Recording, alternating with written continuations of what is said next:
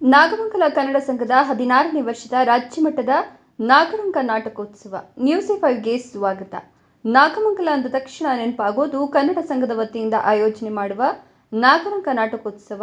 November ತಿಂಗಳ 25ರಿಂದ December 1ರ ತನಕವೂ ಪಟ್ಟಣದ ಸರ್ಕಾರಿ ಪದವಿ ಪೂರ್ವ ಕಾಲೇಜಿನ ಕಲಾಶಾರದೆ ಲೀಲಾವತಿ ಅವರ ನೆನಪಿನ ವೇದಿಕೆಯಲ್ಲಿ ನಾಗರಂಗ ನಾಟಕೋತ್ಸವ ನಡೆಯಲಿದೆ ಅಂತ ನಾಗಮಂಗಲ ಕನ್ನಡ ಸಂಘದ ಅಧ್ಯಕ್ಷ ಕೆ ಅಲಮೇಲ ತಿಳಿಸಿದರು. BH Ravi, news 5 Nagamangala. ನಿರಂತರ ಸುದ್ದಿ ಸಮಾಚಾರಗಳಿಗಾಗಿ ನೋಡ್ತಾ ಇರಿ, ಇದು ನಿಮ್ಮ ನ್ಯೂಸ್ 5. ಎಲ್ಲರಿಗೂ ನಮಸ್ಕಾರ. ಕನ್ನಡ ಸಂಘ ನಾಗಮಂಗಲ ಹಮ್ಮಿಕೊಂಡಿರುವ ರಾಜ್ಯೋತ್ಸವ ಮತ್ತು ನಾಗರಿಕ ನಾಟಕೋತ್ಸವ ವಿಚಾರವಾಗಿ ಮಾತಾಡ್ತಾ ಇದ್ದೀವಿ.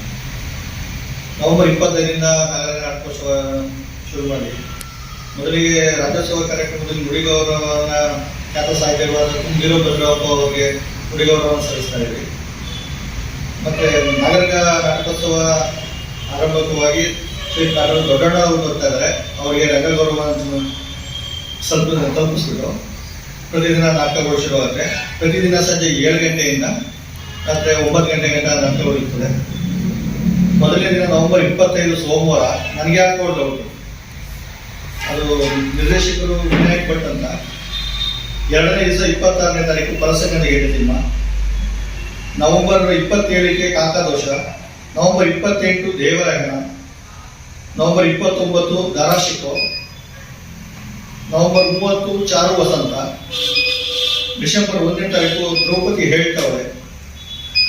ಡಿಸೆಂಬರ್ 1ನೇ ತಾರೀಕು ಸಮಾರೋಪ ಸಮಾರಂಭ ಇದ್ದು ಅದರಲ್ಲಿ ಖ್ಯಾತ ನಟರು ಮತ್ತು ರಂಗಕರ್ಮಿಗಳಾದ ಡಾಕ್ಟರ್ MK ಸುಂದರರಾಜರವರು ಭಾಗವಹಿಸ್ತಾ ಇದ್ದಾರೆ. ಮತ್ತು ಪ್ರಧಾನ ಅತಿಥಿಗಳಾಗಿ ಶ್ರೀ ಸುಂದರ್ ಅವರು, ನಟರು, ರಂಗಕರ್ಮಿಗಳು, ಬೆಂಗಳೂರು ಇವರು ಭಾಗವಹಿಸ್ತಾ ಇದ್ದಾರೆ ಸರ್. ಈ ಮೂಲಕ ಎಲ್ಲ ಜನತೆಗೆ ಮತ್ತೆ ಮಾಧ್ಯಮ ಮಿತ್ರರಿಗೆ ಕೇಳ್ಕೊತಾರದೇನೆಂದರೆ, ನಮ್ಮ ಒಂದು ಸಣ್ಣ ಪ್ರಯತ್ನ ನಾಗಮಂಗಲದಲ್ಲಿ ಒಂದು ಕಲೆ ಸಾಹಿತ್ಯ ಉಳಿಸೋಕ್ಕೋಸ್ಕರ ಓಡಾಡ್ತಾ ಇದ್ದೀವಿ. ಅದಕ್ಕೆ ತಾವೆಲ್ಲರೂ ಒಂದು ಕೈ ಜೋಡಿಸಿ ಕಾರ್ಯಕ್ರಮ ಯಶಸ್ವಿಯಾಗಿ ನಡೆಸ್ಕೊಳ್ಬೇಕು ಅಂತ ಈ ಮೂಲಕ ಕೇಳ್ಕೊತಾ ಇದ್ದೀನಿ ಸರ್.